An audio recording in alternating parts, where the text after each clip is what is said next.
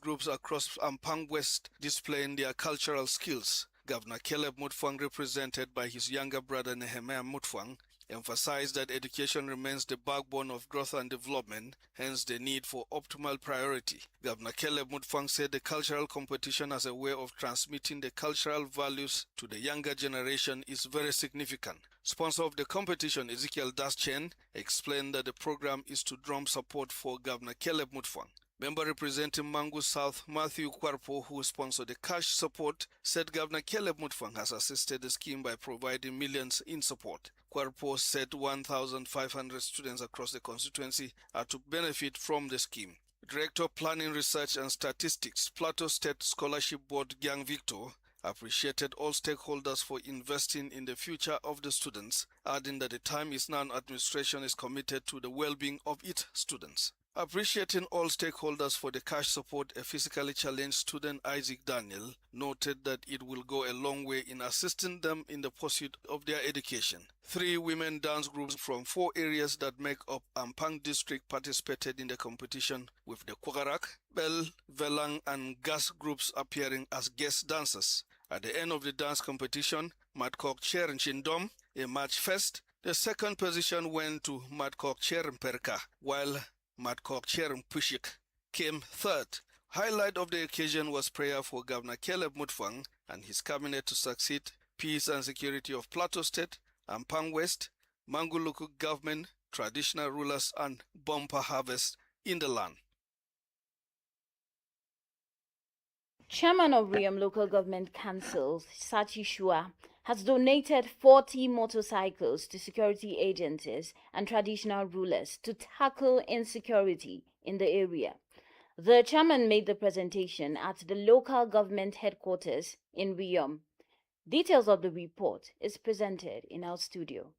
The benefiting security agencies include the Operation Enduring Peace, Nigeria Police Force, Department of State Services, Vigilante Group, and Operation Rainbow. Others are Primary Healthcare and Revenue Departments, Traditional Rulers, Christian Association of Nigeria, Jamaatul Nasr Islam in all the 17 electoral wards of the local government. Presenting the motorcycles, Shua said the gesture was to assist security agencies in conducting surveillance and intelligence gathering that would facilitate their work in the ongoing onslaught against insecurity in the local government. He highlighted the contributions of security agents to the development of the local government as outstanding and reaffirmed his administration's commitment to supporting them with logistics and welfare to ensure peace and stability. While applauding the security forces for their sacrifices and commitment, the council chairman urged them to reciprocate the gesture by intensifying intelligence gathering and surveillance in suspected red zones and by swiftly bringing criminals terrorizing the area to justice. Shua also assured citizens of his administration's readiness to ensure that no part of the local government area is left vulnerable.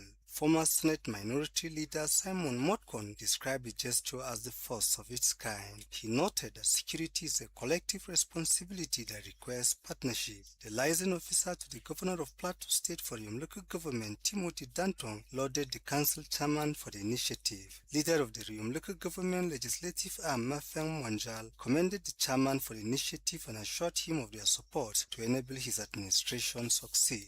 APC chairman in Riam, Gideon Toy, Dagomre Riam Samuel Jok, and a stakeholder Dauda Dashi in separate remarks commended the local government chairman for the gesture. Plateau State Gender and Equal Opportunities Commission has officially handed over Peculiar Ohegbu and her newborn baby to the Igbo community in Jos to be reunited with her family in Imo State.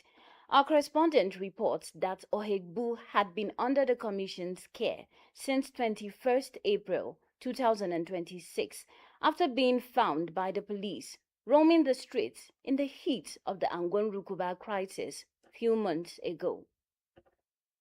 Acting Chairperson Gender and Equal Opportunities Commission, Olivia Daziam, explained that on 21st April, Peculiar Ohebu was brought to the commission heavily pregnant and mentally unstable, making efforts to locate her relatives unsuccessful. Since then, the commission cared for her and also sent her to Youth, where both her psychiatric and antenatal needs were met. Daziam stated that after weeks of treatment, Ohebu regained her senses and provided necessary information about her family based in Imo State. She also stated that Ohebu safely gave birth to a baby boy on June 5th and both mother and child are ready to be united with their family. Today, the Commission is holding this briefing to let Nigerians know that the government of Plateau State under Barrister Caleb Manasseh Mutfwang is not only committed to the welfare of all its citizens, but passionately committed in doing so.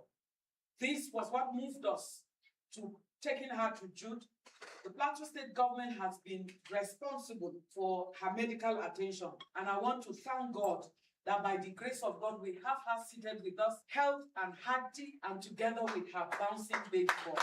Speaking on behalf of the Igbo community, Secretary General of the Igbo community in Jos, Mike Ibianu, appreciated the commission for its noble gesture, describing it as phenomenal. The Igbo community are full of thanks for what has been done here or is being done here through the Gender and the Equal Opportunity Commission.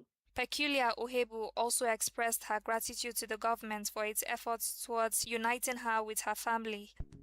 And my baby, we are very, very happy for what's happened today.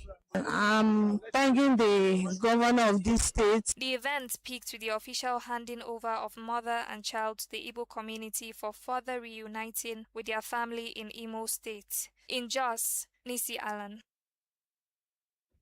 Now on the foreign scene, India has temporarily blocked the Telegram app over concerns it may be used for cheating. This before a crucial medical entrance examination is set to be reheld. Millions of students will retake the National Eligibility Com Entrance Test undergraduate NEET UG on 21st June after. The National Testing Agency, NTA, which conducts the exam, welcomed the move, saying that it was taken in response to the organized use of the platform Telegram by cheating rackets to defraud candidates. But internet users and rights activists have criticized the ban, calling it a band-aid solution to tackle a much larger problem of exam fraud. The platform was still available to users in India hours after the government's announcement, and it is not clear yet how the curb will be enforced.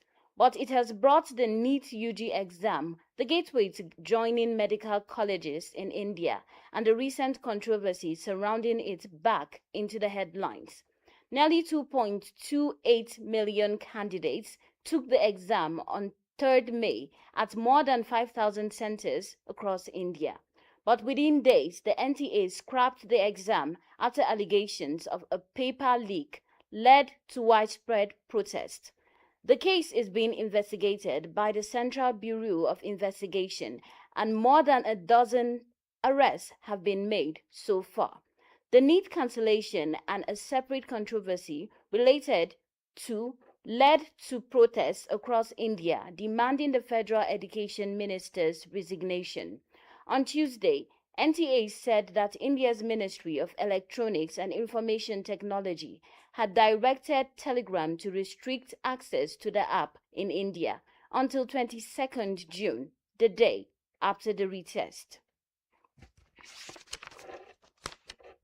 And that's a wrap on News Track. Do remember to stay tuned for global news at 6:30 p.m. as well as news update at 10 p.m.